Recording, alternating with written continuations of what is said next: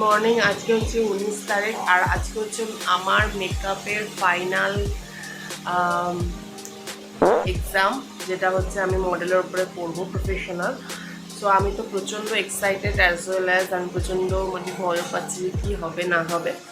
So hello everyone, welcome to my channel Supergirl Snigdha. তোমাদের সকলকে স্বাগত। আশা করি তোমরা সকলেই খুব খুব ভালো আছো আর আমিও তোমাদের সকলের আশীর্বাদে অনেকটাই ভালো আছি। তো আজকে আমি তোমাদেরকে দেখাবো যে আমি কোন স্টুডিওতে যাচ্ছি, কোন মডেলকে সাজাবো আর আজকে কী কী হবে সমস্তটাই তোমাদেরকে আজকে আমি আমার ব্লগের মাধ্যমে দেখাবো। এখন ঠিক বাজে 8:45 আর আমি এখন সকালবেলা উঠে পড়েছি। ঘরটার সমস্ত কিছু গোছানো হয়ে গেছে।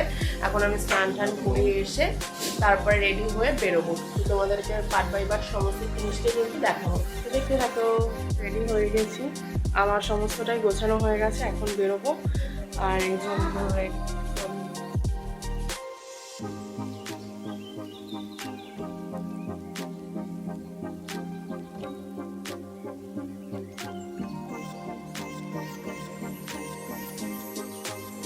প্রথমেই আমি বাড়ি থেকে বেরিয়ে বাড়ির সামনে একটা অটো ধরে নিলাম।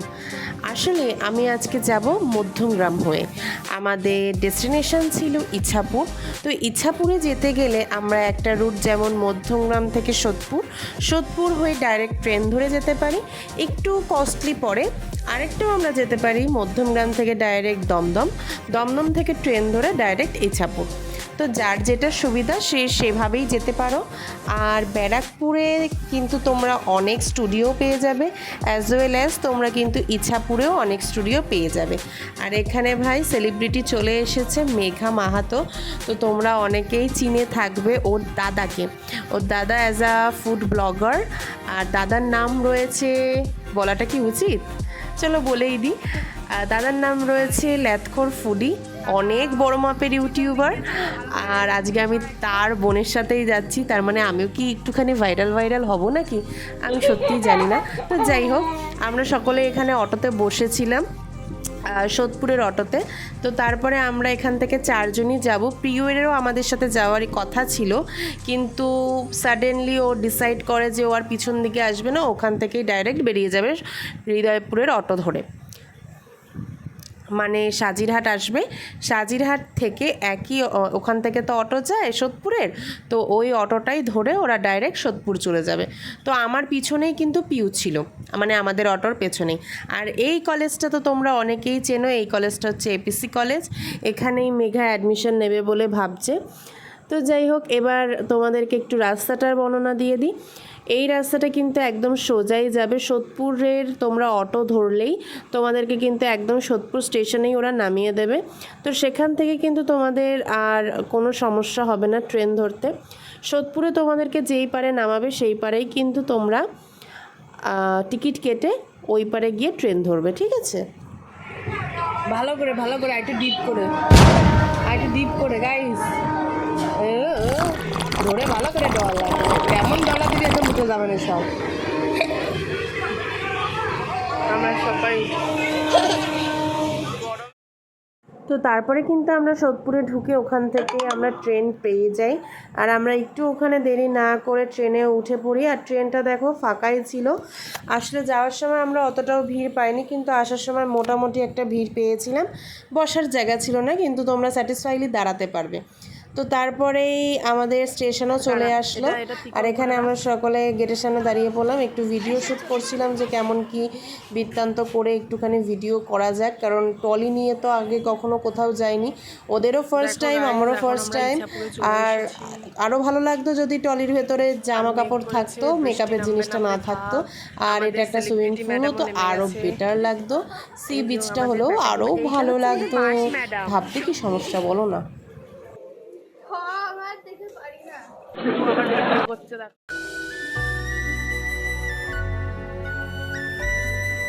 ইছাপুরে নামতে না নামতে আমরা দেখি আকাশ তার মুখটা কেমন গোমরা করেই রয়েছে। এটা আমাদের অবুঝ মন বুঝতে একটু সমস্যাই করছিল যে আমাদের ইছাপুরে আসাটা কি আকাশবাবুর পছন্দ হয়নি। তারপরে তো হঠাৎই ঝমঝমিয়ে বৃষ্টি। আমরা সঠিকভাবে আমাদের গন্তব্যস্থলে পৌঁছতে না পৌঁছতেই আমাদের আকাশবাবু তার মনোরম পরিবেশের মনোরম আবহের দ্বারা আমাদেরকে বরণ করে নিল তার ফোঁটার মাধ্যমে। হ্যাঁ, তোমরা ঠিকই শুনছো, আমরা ইছাপুরে ঢুকে ঠিক যেই ক্ষণেই না টোটোতে উঠলাম, ঝমঝমিয়ে বৃষ্টি পড়া কিন্তু শুরু হয়ে গেল। আকাশের এমন গোমরা মুখ দেখে আমাদের পা যে আর সাধারণ নিয়মে নয়, বন্দে ভারতের মতো ছুটতে রইল। আর এই জায়গাটা তো আমার প্রিয় বলে তোমাদেরকে আর কিছু বলবোই না, কারণ এখানকার পরিবেশটা তোমরা একটু দেখো, ঠিক যেন মনে হচ্ছে কোনো গ্রামাঞ্চলে এসেছি। আর স্টেশনের কাছেই মানুষেরা ভিড় করে তাদের জীবিকা নির্বাহ করছে, কিন্তু একটু দূরে গেলেই আমরা আর এই সুযোগ সুবিধাগুলো কিছুই পাবো না। এমনটাও কিন্তু নয়, আমি যে একদমই ভুল সেটাও কিন্তু এখানে প্রমাণিত। হ্যাঁ, সেরকম একটা পপুলেশন না হলেও অনেকটাই কিন্তু এখানে সামাজিকীকরণ ঘটেছে এবং মানুষেরাও কিন্তু অনেকটাই ভালো আর উন্নত। আমি যতটা গ্রামাঞ্চল এটা ভেবেছিলাম, এটা কিন্তু ততটাও গ্রামাঞ্চল বিশিষ্ট এলাকা নয়। তবে হ্যাঁ, এখানকার মনোরম পরিবেশ আমার মনকে ভীষণভাবে আনন্দিত করেছে। তোমরা দেখতেই পাচ্ছ যে বৃষ্টিটা ঠিক কিভাবে আসলো। হ্যাঁ, এভাবে এসেই আমার ঠিক ডান পাশটাকে পুরো চপচপিয়ে ভিজিয়ে চলে গেল। তারপরেই তো আমরা ওখান থেকে বেরিয়ে চলে গেলাম সোজা আমাদের ডেস্টিনেশনে, কারণ এটা পুরো আমাদের ডেস্টিনেশন অবধিই ছাড়বে। আচ্ছা, তোমাদেরকে একটা কথা বলি, ডেস্টিনেশন অবধি ছাড়লে তোমাদেরকে কিন্তু দিতে হবে 15 টাকা। আর যদি তোমরা ডেস্টিনেশনের একটু আগে নামো, অর্থাৎ মেন রোডে নামো, তাহলে তোমাদের দিতে হবে 10 টাকা। এবার তোমরা মনে করতেই পারো যে তোমাদের যেটা সুবিধা তোমরা সেটাই করবে। আরেকটা কথা, যে তোমাদের অনেক সময় হয় যে কোথায় নামবে এটা ঠিকভাবে বুঝতে পারো না। তোমরা যদি ব্যারাকপুরে নামো, তাহলে ব্যারাকপুরের থেকে কিন্তু ডেস্টিনেশনে আসতে লাগবে ঠিক 20 টাকা। আর যদি টোটাল তোমরা একটু সামনে গিয়ে নামো তাহলে লাগবে 25 টাকা। আর যদি তোমরা ঠিক করো যে না আমরা একটু এগিয়ে গিয়ে নামবো, তাহলে তোমরা ইছাপুরে নামতে পারো। ইছাপুর থেকে তোমরা 15 টাকার বিনিময়ে কিন্তু তোমাদের গন্তব্যস্থল অর্থাৎ তোমাদের স্টুডিওতে পৌঁছে যেতে পারবে। আর এখানে স্টুডিও বলতে কিন্তু একটাই স্টুডিও রয়েছে, কিন্তু ব্যারাকপুরে কিন্তু আরও একটা রয়েছে। এবার তোমরা যদি ইছাপুরে নামো তাহলে কিন্তু ওখানে ওয়ান অ্যান্ড অনলি একটাই রয়েছে, তো সেক্ষেত্রে কিন্তু কনফিউশনের কোনো জায়গায় থাকবে না। রাস্তাটা যেহেতু অনেকটাই ছিল আর বৃষ্টিটাও বেশ গাড়িয়েই পড়ছিল, তাই আর বেশি ভিডিওটা নিতে পারিনি, অনেকটাই অল্প অল্প করে ভিডিও ক্লিপস নিয়েছি, কারণ আমার ফোনটা তো আর অ্যাপেলের না, আমি তো আর বড়লোক না। তোমরা একটু ভালোভাবে আশীর্বাদ করো তো, যাতে খুব তাড়াতাড়ি একটা অ্যাপেলের ফোন কিনতে পারি, আর নাহলে তোমরাও একটুখানি গিফট করতে পারো। Oh my god.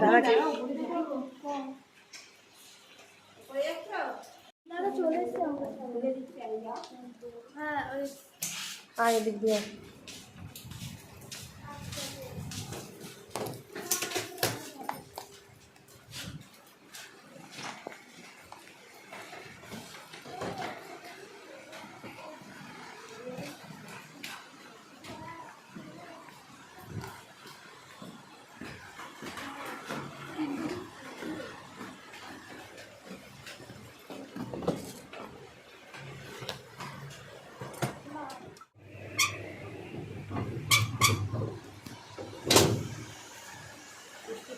এখানে স্টুডেন্ট এক্সামে এসেছি, রুমটা প্রপার সেট আপ করা, দেখো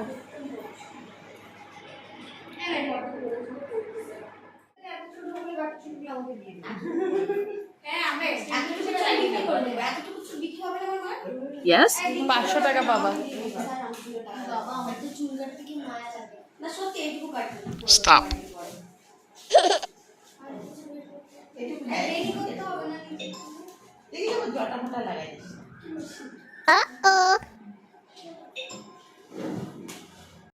এখন মিমির মায়ের মাথায় হেয়ার এক্সটেনশনটা সেট করে একটু দেখবে যে ওর মায়ের মাথায় হেয়ার এক্সটেনশনটা ঠিক কেমন লাগছে। কিন্তু দুর্ভাগ্যবশত ওর মায়ের মাথার চুল এক্সটেনশনের থেকে কিন্তু অনেকটা বেশি বড় ছিল। এটা স্বাভাবিক, ওর মায়ের চুলটা ছিল প্রচণ্ড স্ট্রেট, আর ওটা যেহেতু কার্ল ছিল তাই জন্য ওটা ঢেকে যাচ্ছিলো, এটা নর্মাল জিনিস। আর এর মধ্যেই দেখো 11:30 আমাদের কলিং টাইম ছিল, আমার মডেল কিন্তু হাজির। আমি কিন্তু আমার মডেলকে পেয়ে গেছি, অর্থাৎ সায়নিদি আমাদের ফেমাস। আর এখানে কিন্তু আমাদের কাজও শুরু হয়ে গেছে। আমি 11:30 থেকেই আমার কাজ করতে স্টার্ট করে দিয়েছি। আর এখানে সকলেই সকলের কাজ করছে। উফ, আর মডেলগুলোকে ভাই রে ভাই এত সুন্দর দেখতে ছিল।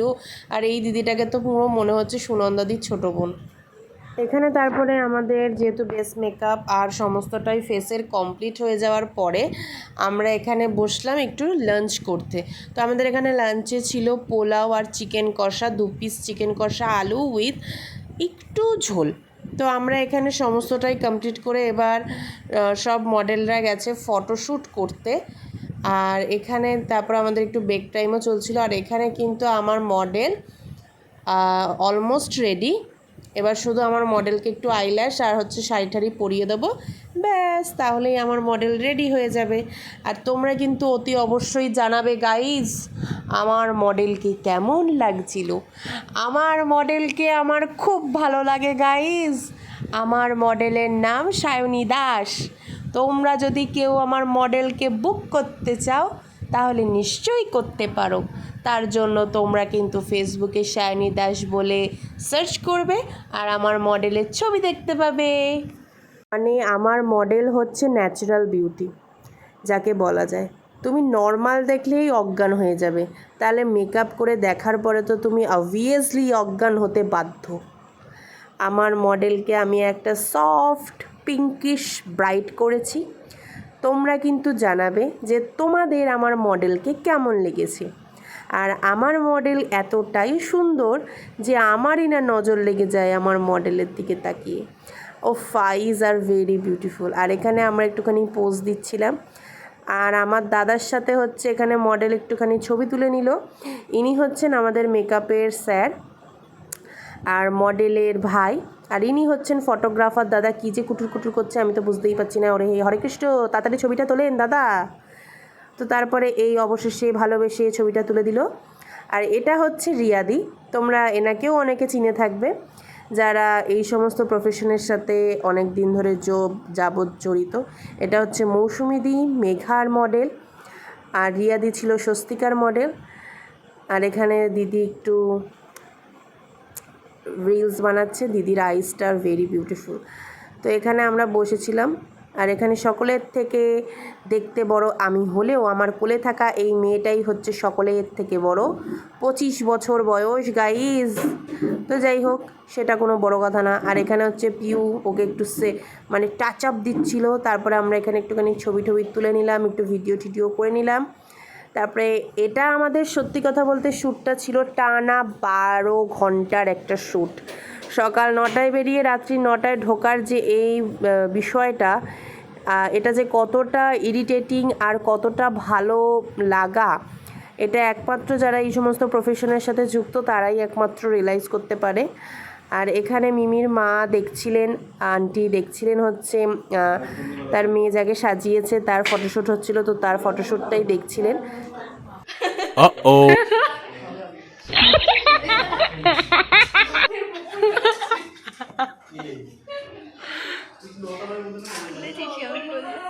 মিমি, আর কোনো বক্তব্য তোমার? আর কোনো বক্তব্য?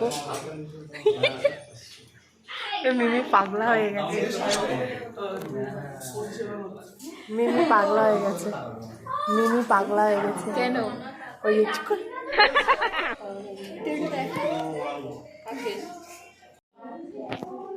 মানে আগে যতটা পারতো তার থেকে বেটার ইমপ্রুভমেন্ট হয়েছে।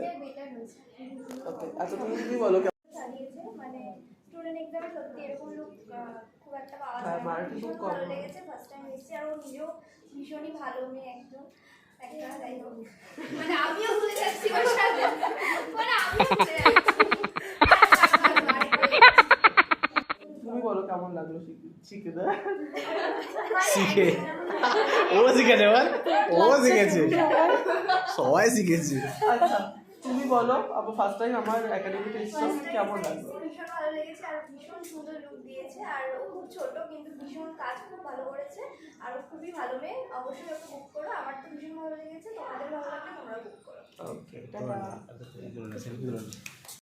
তো কেমন লাগলো বলো, কতটা কি শিখতে পেরেছো? অনেক কিছু শিখতে পেরেছি আর খুবই ভালো লেগেছে। তোমার কাছে শিখে। শিখতে পেরেছো তো? ওকে, আচ্ছা বলো, রিয়া তো অনেকবার এসছে আমার কাছে, বলো কেমন লাগলো আমার স্টুডেন্টদের কাছে কেমন লাগলো? প্রথমত সৌরভের প্রায় প্রত্যেকটা স্টুডেন্ট এক্সামেই থাকি আমি, হ্যাঁ থাকি, ওর প্রত্যেকটা স্টুডেন্ট এক্সামে ও স্টুডেন্টদেরকে একদম হাতে ধরে খুব ভালো করে শেখায়। ও ডেমনস্ট্রেশনেও আমি গেছি ওদেরকে, ওদের যে ব্যাচটা শিখিয়েছে আর কি, ও তো হাতে ধরে কাজ শেখে, ওগুলো না বলবো না, থাক ওর প্রশংসা করবো না। ওর কথা বলি, ও খুব সুন্দর একদম নিট অ্যান্ড ক্লিন বেস করেছে, নিট অ্যান্ড ক্লিন যতটুকু করেছে একদম প্রপার কাজ করেছে, নিট অ্যান্ড ক্লিন করেছে। হ্যাঁ, আমার প্রত্যেকের খুব ভালো base খুব লেগেছে। সুন্দর হয়েছে। আর সবচেয়ে বড় কথা অনেকটাই ছোট। আর প্রত্যেকের বেশ সুন্দর হয়েছে, আর প্রত্যেকে প্রচুর ফাস্ট সাজিয়েছে। একদম একদম একদম। ওকে, খালি আবিদা লেট করেছে করার জন্য, বাট আমাদের অনেক আগে কমপ্লিট হয়ে গেছে। টাটা। নেক্সট আসলে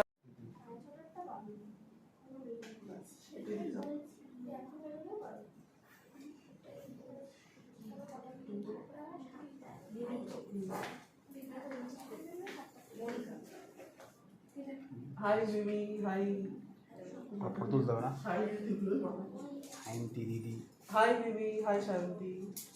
তো বলো, আমার কাছে basic to advance bridal massage course করেছে 2 মাসে, তো বলো কতটা কি শিখতে পেরেছো?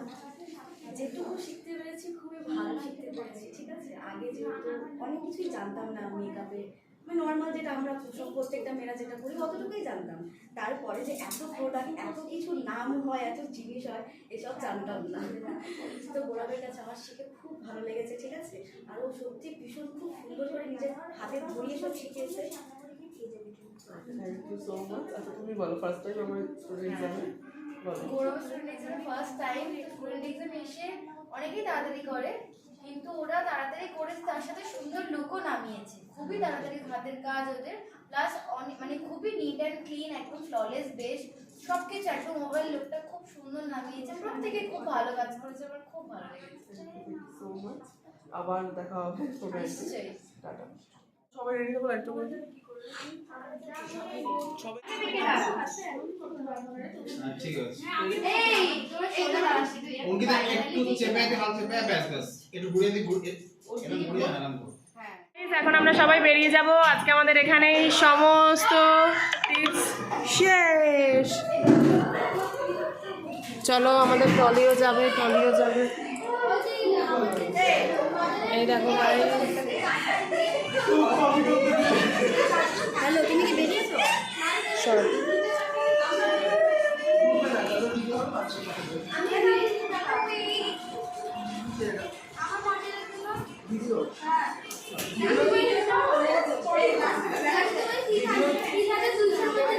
তুই আমার সাথে যাবি তো? আমি ও আরেকজন মেয়ে। এই সেটআপটা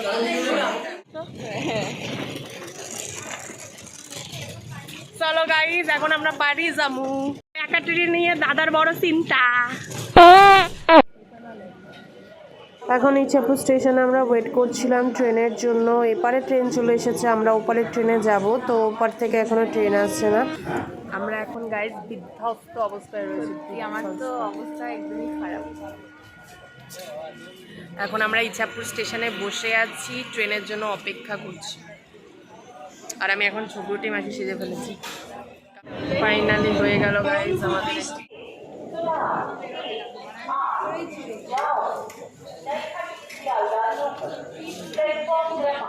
কি ভাই, এ ভাই তুই কি ভাই? ওখানে একটু প্রেম করছে মনে হচ্ছে। এ ভাই তুই ওখানে উঠে প্রেম করছিস ভাই? ওয়াটার ট্রোলিং দিও। এ ভাই তুই কে ভাই? এ ভাই তুই কে?